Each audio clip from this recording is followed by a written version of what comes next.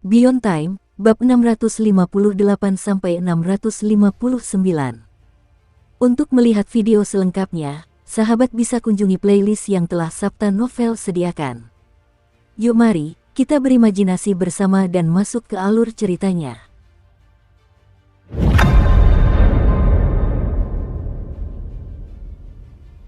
Begitu kata tebus diucapkan, puluhan anak ayam ini dengan cepat mengepakkan sayap dan melompat sambil berkokok, mata mereka menunjukkan keinginan yang tak terbatas. Mereka menjadi gila, bahkan, untuk merebut kesempatan ini, setelah melompat, mereka malah saling bergulat, menyebarkan bulu ayam kemana-mana. Suking mengerutkan kening, seketika itu juga, para gadis itu terdiam. Tak peduli tingkat kultivasi mereka sebelumnya, setelah mengetahui situasi mereka dan memahami bahwa ada 4 kultivator pengumpul jiwa di sini, mereka sama sekali tidak berani bersikap sombong. Meskipun kesedihan dan kemarahan juga sangat mendalam, jika mereka ingin hidup, mereka hanya bisa menundukkan kepala.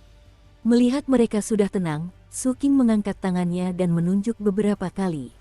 Dia memilih lebih dari 30 anak ayam dari sekitar 100 anak ayam tersebut. Siapa di antara kalian yang paling cepat? Suking bertanya. Seketika itu juga, salah satu anak ayam melompat dengan ganas, suara kokoknya penuh hasrat. Suking mengangguk dan mengeluarkan jimat giok yang diberikan pewaris kepadanya untuk mengendalikan anak ayam. Dia melakukan serangkaian segel tangan dan menunjuk. Seketika, cahaya putih melesat keluar dari jimat giok dan langsung menuju ke anak ayam itu. Sesaat kemudian, anak ayam kecil itu gemetar seluruh tubuhnya dan bentuknya berubah. Alih-alih berubah menjadi kultivator humanoid, tubuh ayamnya membesar hingga berukuran 100 kaki, berubah menjadi anak ayam raksasa. Basis kultivasinya juga pulih. Seketika, fluktuasi nihilitas tingkat kedua meletus dari tubuhnya dan kekuatan Dewi Merah menyebar. Orang ini, tak lain adalah utusan ilahi dari kuil bulan merah. Ekspresi aneh muncul di mata Suking. Namun, ketika dia memikirkan bahwa nenek kelima yang membesarkan mereka, dia tidak terkejut. Karena itu, tubuhnya bergoyang dan dia langsung berdiri di punggung anak ayam besar itu. Kalian semua, ikuti di belakang. Suking dengan tenang mengeluarkan dekrit setelah berbicara kepada anak-anak ayam kecil lainnya dan membuka beberapa segel untuk mereka. Ayo pergi. Anak ayam nihiliti tahap kedua itu tidak berani melawan. Batasan dari nenek kelima membuatnya berharap mati saja jika menunjukkan sedikit pun pemberontakan. Ia buru-buru mengangguk dan melompat. Dia langsung melesat ke langit. Adapun anak-anak ayam lainnya, semuanya bergegas keluar dengan cepat dan mengikuti di belakang. Begitu saja, sekelompok anak ayam kecil itu melesat pergi. Di tengah badai kelabu, suara siulan terdengar saat mereka terbang menuju tepi gurun. Kecepatan mereka sangat tinggi sehingga mereka tampak seperti melesat menembus kehampaan. Hanya dalam beberapa jam, mereka terbang dari pegunungan Bitter Life ke tepi gurun. Dari kejauhan, terlihat sejumlah besar rumah pasir darurat yang sedang dibangun di pinggiran gurun. Mereka yang ditempatkan di sana adalah petani gurun, berjumlah hampir 10.000 orang, dengan leluhur Mogui sebagai pemimpin mereka. Setelah melihat sekelompok anak ayam terbang di atas, para kultivator di sini semuanya terkejut. Leluhur Mogui adalah orang pertama yang bergegas keluar. Dia mengenal gadis-gadis ini. Setelah dia terbang ke udara dan melihat sosok Suking dengan jelas, hati leluhur Mogui bergetar. Inilah tuan muda ini. Sebagai anggota staf apotek, ia tentu mengetahui status Suking di apotek tersebut. Ia juga telah beberapa kali melihat putra mahkota membimbingnya. Oleh karena itu, ia sepenuhnya menyadari bahwa orang ini adalah pemilik apotek dan seperti murid putra mahkota. Dia buru-buru berbicara dengan suara keras. Salam, tuan muda. Leluhur Mogui menangkupkan tinjunya dan membungkuk ke udara. Suking mengangguk dan membalas dengan menangkupkan tinjunya. Salam, senior. Meskipun identitas pihak lain adalah seorang staf apotek, Suking tahu bahwa semua ini terjadi karena sang pewaris, bukan karena dirinya. Terlebih lagi, dibandingkan dengan anak-anak ayam kecil itu, pasti ada alasan mengapa leluhur Mogui dibebaskan oleh sang pewaris. Menghadapi salam balasan dari Suking, leluhur Mogui menghela napas penuh emosi. Ia bisa saja bersikap tidak tahu malu di apotek, tetapi sekarang ada begitu banyak orang di sini dan sebagian besar adalah bawahannya, jadi ia ingin menjaga martabatnya. Balasan salam dari Suking membuatnya merasa sangat nyaman. Secara alami, dia merasa sedikit lebih dekat dengannya. Tuan muda, apa motif Anda datang ke sini kali ini? Sang pewaris memerintahkan saya untuk datang dan menjemput para kultivator dari aula pemberontak bulan. Suking mendongak ke kejauhan. Di balik angin kelabu, langit dan bumi berwarna merah darah, seolah-olah berlumuran darah. Di dunia berwarna darah ini, banyak titik hitam muncul di cakrawala. Mereka bergegas mendekat. Titik-titik hitam kecil itu adalah kapal terbang. Itu adalah kapal-kapal milik kepala aula keempat dan bawahannya yang telah melarikan diri dari kejaran kuil bulan merah. Sebagian besar dari 1000 kapal terbang itu mengalami kerusakan dalam berbagai tingkat. Para kultivator di dalamnya bahkan lebih lemah daripada setengah bulan yang lalu. Hal yang sama juga terjadi pada kelelahan mereka. Munculnya luka-luka mereka dan kecemasan di hati mereka menyebabkan semua orang kelelahan. Di belakang mereka terbentang langit yang dipenuhi lampu merah. Adapun kepala aula keempat di barisan depan tim, wajahnya pucat dan lukanya serius. Aura para bawahan nihiliti di belakangnya juga telah mencapai titik kritis. Tuan aula keempat, ini adalah pil penangkal kutukan terakhir. Meskipun pil Tuan Pil 9 diberikan secara gratis, terlalu banyak orang yang membutuhkannya dan jumlahnya terbatas. Pada akhirnya, saya lebih rendah dari Tuan Pil 9. Bahkan jika dia memberi saya resepnya, saya tidak dapat membuatnya. Di belakang kepala aula keempat, seorang pria parubaya pada tahap pertama ketiadaan mengeluarkan botol pil dan menyerahkannya. Ketika kepala aula keempat mendengar ini, dia melihat pil obat itu dan mengeluarkan suara rendah. Seng Luo, kau sudah melakukan yang terbaik. Kalian bisa bagi dua dan menghabiskannya. Aku masih bisa bertahan. Pria parubaya dengan tingkat nihilitas pertama itu tak lain adalah guru Seng Luo. Mendengar ucapan kepala aula keempat, Seng Luo menundukkan kepalanya. Ketua aula keempat menepuk bahunya dan memandang ke padang pasir yang jauh, ke badai kelabu yang menutupi langit. Karena terhalang oleh badai, dia tidak bisa melihat Suking dan yang lainnya. Yang dilihatnya hanyalah hamparan luas. Karena itu, dia berkomunikasi dengan suara pelan. Master Pil 9 tidak membalas pesan-pesanku. Kurasa akan merepotkan baginya untuk mengungkapkan identitasnya. Kuharap dia baik-baik saja. Seng Luo mengangguk dengan ekspresi yang rumit. Ada desas-desus bahwa Master Pil 9 berada di gurun di depan. Master Aula keempat, berita dari Tanah Suci Gurun juga telah disampaikan melalui Master Pil 9. Mereka mengizinkan kita masuk, dan titik masuk yang ditentukan ada di sini. Tapi di belakang kita, Seng Luo menoleh dan melihat ke belakang. Di belakang mereka, warna merah dunia itu seperti darah kental yang terus bergejolak.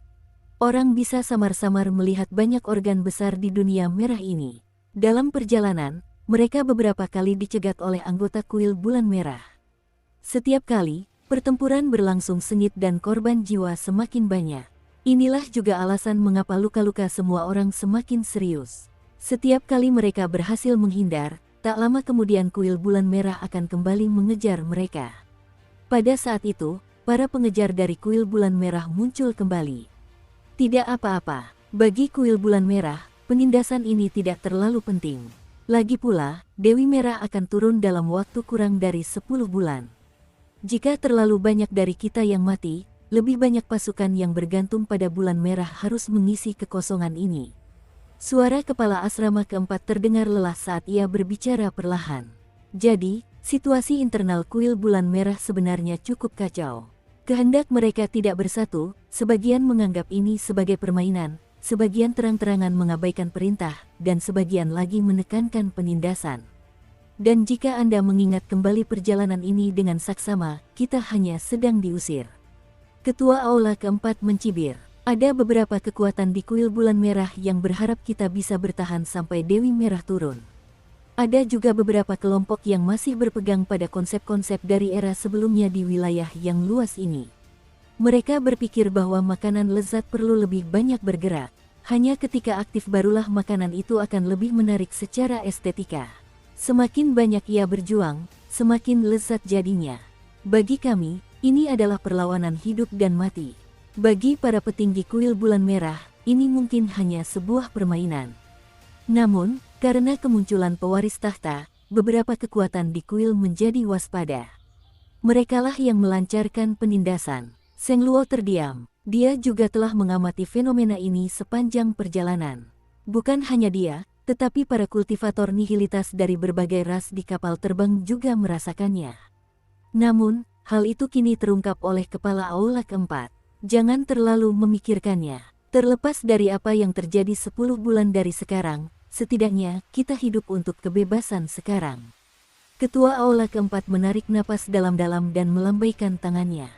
Seketika, kecepatan semua kapal terbang melonjak dan mereka langsung menuju badai gurun di depan mereka, semakin mendekat. Namun, pada saat itu, cahaya merah darah di belakang mereka tiba-tiba berkedip dan membesar. Pada saat yang sama, cahaya itu berubah menjadi tangan besar berwarna merah darah yang menutupi langit dan bumi saat mencengkeram mereka. Kilatan dingin muncul di mata kepala Aula keempat dan basis kultivasinya meledak. Seketika, warna langit berubah dan dunia-dunia kecil ilusi muncul di langit.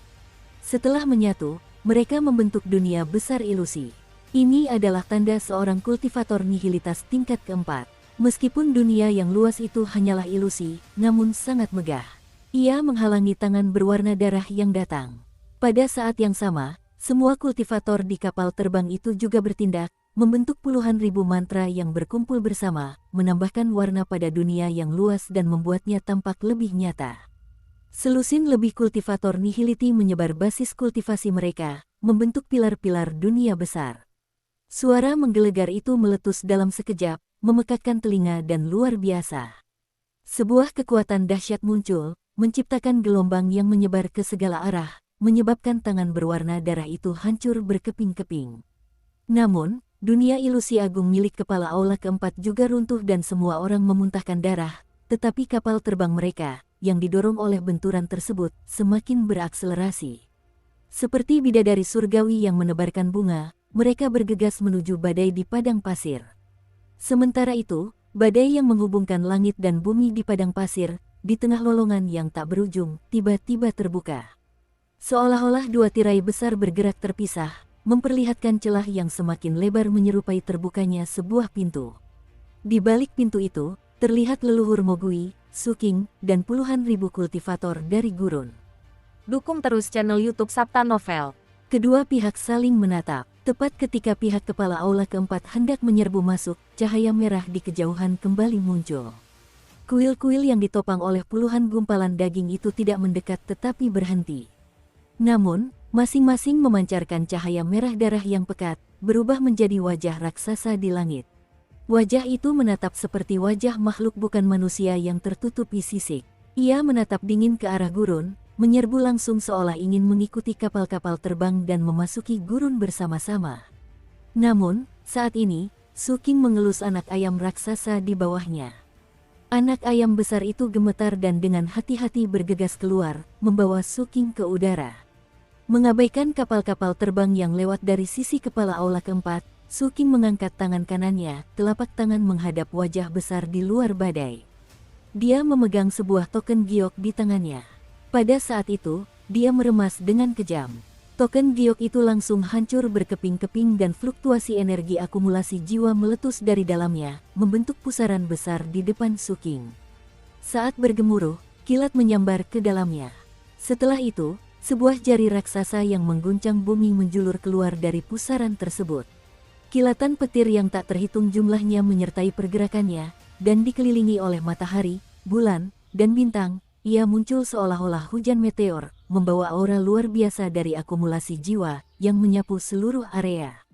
Dari kejauhan, tampak seperti pecahan batu yang menembus kehampaan, ombak yang menghantam pantai. Jari itu, dengan energinya yang agung, mengarah ke wajah yang mendekat. Ini adalah serangan dari kultivasi akumulasi jiwa milik pewaris. Kitab itu berisi aturan Dao, seni nomologi, dan berkah dari Dao surgawi abadi. Kitab itu mampu menekan segala sesuatu di langit dan bumi, menghancurkan setiap perlawanan, dan mematahkan kehendak yang tak terbatas. Ada juga kekuatan otoritas yang menyebar ke sekitarnya. Kekuatan itu mampu mengubah persepsi makhluk hidup, bahkan menipu langit. Ketika termanifestasi dalam teknik ilahi, kekuatan itu menjadi sangat mendominasi, dan patuh sepenuhnya pada kehendaknya. Segala sesuatunya runtuh di jalannya. Dalam sekejap mata, jari itu mendarat di dahi wajah merah darah yang berusaha menerobos badai gurun. Wajah itu bergetar dan matanya membelalak marah. Ia mengeluarkan raungan yang dalam dan mencoba melawan, tetapi riak hitam menyebar dari ruang di antara alisnya tempat jari itu menyentuh, menutupi seluruh wajah raksasa itu. Saat gelombang menyebar, permukaan bangunan itu ambruk, retak, hingga hancur berkeping-keping, tersebar ke segala arah. Hal itu menimbulkan badai, menyapu dengan kuat ke arah kuil bulan merah. Suara gemuruhnya sangat memekakkan telinga saat itu, seolah-olah tangan tak terlihat telah berubah menjadi gelombang dahsyat yang menghantam pantai. Sisi kuil bulan merah seketika diliputi kekacauan, dengan banyak bangunan yang roboh dan berjatuhan. Serangan akumulasi jiwa mengandung kekuatan ilahi yang mengerikan. Ketika kepala aula keempat dan yang lainnya, yang telah bergegas ke padang pasir, menyaksikan pemandangan ini, mereka tersentak kaget. Mereka tahu ada seorang ahli nihilitas tingkat 4 seperti kepala aula keempat di antara para kultivator kuil bulan merah yang mengejar mereka. Di bawah pengaruh gaya pasang surut bintang bulan merah, kekuatan tempur seorang utusan ilahi dengan basis kultivasi seperti itu akan menerima peningkatan yang sangat mengerikan. Ditambah dengan bantuan orang lain, mereka dapat menunjukkan kekuatan seorang kultivator kuasa akumulasi jiwa. Sama seperti wajah besar tadi. Namun, saat ini, wajah ini tampak seperti kertas, begitu rapuh sehingga tidak mampu menahan satu pukulan pun. Namun, sebagai kehendak tertinggi dari wilayah pemujaan bulan, mustahil bagi kuil bulan merah untuk dikalahkan begitu saja. Saat cahaya merah menyala berkelap-kelip, kilauan berwarna darah kembali menyembur dari kuil-kuil tersebut. Setelah itu, sosok-sosok berlumuran darah melesat keluar satu demi satu. Mereka memanfaatkan momen ketika token giok di tangan Su King hancur dan serangan pewaris mereda untuk menyerbu badai gurun. Jumlah mereka lebih dari 1000. Hal yang aneh tentang para kultivator ini adalah mereka tampaknya tidak memiliki tubuh jasmani. Mereka menyerupai jiwa darah, melintasi kehampaan dan langsung memasuki gurun. Begitu mereka menyerbu masuk, mereka melepaskan kekuatan Dewi Merah dan mengaktifkan teknik ilahi mereka, seolah-olah mereka ingin menodai tepi gurun dan membiarkan kekuatan ilahi Dewi Merah menyerbu tempat ini. Ketika kepala aula keempat melihat ini, dia segera mengeluarkan perintah. Kapal-kapal terbang yang telah memasuki gurun pasir dengan cepat mengubah arah. Para kultivator di dalamnya bergegas keluar. Sebagian dari mereka bertemu dengan sesama Taois lainnya dan sebagian lagi mencoba mencegat sosok-sosok berlumuran darah itu. Leluhur Mogui juga segera mengeluarkan perintah. Para kultivator gurun yang ditempatkan di sini segera bertindak. Ada juga ras penjaga angin yang menggunakan seni ilahi ras mereka, menyebabkan badai semakin intensif dan mengamuk. Tatapan Su King juga dingin saat dia berbicara dengan tenang. Kesempatan untuk memperbaiki kesalahan ada di sini. Begitu selesai berbicara, dia melakukan serangkaian gerakan tangan dan menunjuk ke anak-anak ayam kecil di belakangnya. Seketika, anak-anak ayam kecil itu mengeluarkan teriakan tajam dan tubuh mereka memancarkan fluktuasi kultivasi sambil tumbuh semakin besar. Sama seperti anak ayam besar di bawah kaki Su King, anak-anak ayam kecil ini juga tumbuh menjadi anak ayam besar dalam sekejap mata. Mereka, satu demi satu, menunjukkan ekspresi ganas, dengan tekad di mata mereka saat mereka menyerbu maju. Kegilaan mereka berasal dari keinginan untuk memberikan kontribusi, menghindari dimangsa, atau mungkin untuk tampak lebih rajin daripada anak ayam lainnya. Anak-anak ayam itu terbang ke udara dan mendekati sosok-sosok berlumuran darah. Pertempuran kacau pun langsung terjadi.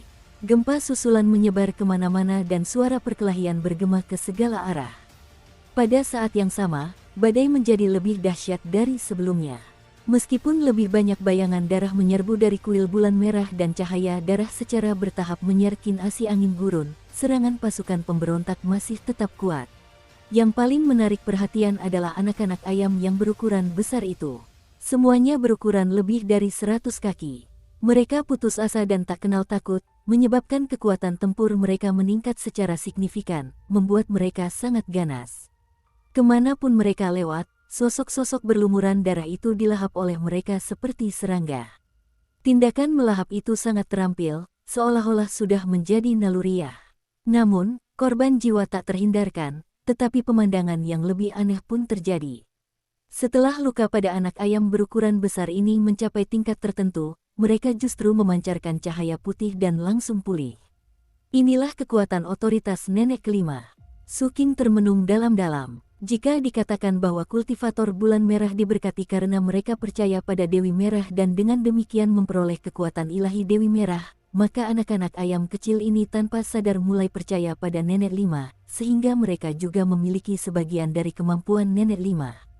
Namun, kemampuan ini tidak mutlak, sehingga kematian tetap bisa muncul. Mungkin apa yang dikatakan oleh kepala aula keempat itu benar, atau mungkin mereka takut akan akumulasi jiwa, sehingga kuil bulan merah di luar gurun tidak mengerahkan seluruh kekuatannya. Setelah melepaskan sejumlah besar figur berlumuran darah dan menyadari bahwa mereka dengan cepat dihancurkan, mereka memilih untuk mundur. Dengan meredupnya cahaya darah, akhirnya, dengan kerja sama semua pihak, operasi dukungan ini berakhir di bawah bayang-bayang badai pasir di gurun yang luas. Pasukan pemberontak di pihak kepala aula keempat merasakan berbagai emosi setelah selamat dari malapetaka ini, mulai dari lega hingga perenungan. Pada saat yang sama, mereka memandang para kultivator gurun. Atau lebih tepatnya, mereka terutama memperhatikan anak ayam besar yang sangat ganas dan buas itu. Dengan demikian, Su Qing, yang berdiri di atas anak ayam terbesar, tampak sangat mencolok dan menarik perhatian lebih banyak lagi. Sebenarnya, pihak bulan merah juga telah memperhatikan hal ini sebelumnya. Lagi pula, Su Qing lah yang telah mengaktifkan token giok pengumpulan jiwa. Namun, setelah Su Qing meninggalkan platform pembunuh dewa, agar tidak terlalu menarik perhatian, dia menyamarkan penampilannya lagi dengan bantuan pewaris dan yang lainnya. Lagi pula, apa yang telah dia lakukan di platform pembunuh dewa terlalu signifikan. Oleh karena itu, di mata para kultivator bulan merah, meskipun Su Qing masih tampan, dia tidak bisa disamakan dengan orang yang pernah mengguncang hati semua makhluk hidup. Hal yang sama juga terjadi pada pasukan pemberontak dari Balai Pemberontak Bulan di pihak ketua Balai keempat. Su Qing tetap tenang. Dia menepuk anak ayam besar di bawah kakinya dan berjalan menuju kepala aula keempat dan yang lainnya. Ketua aula keempat menatap Su Qing yang berjalan mendekat dari kejauhan dan bertanya kepada leluhur Mogui, yang telah tiba di sampingnya. Saudara Taois Mogui, siapakah pemuda ini?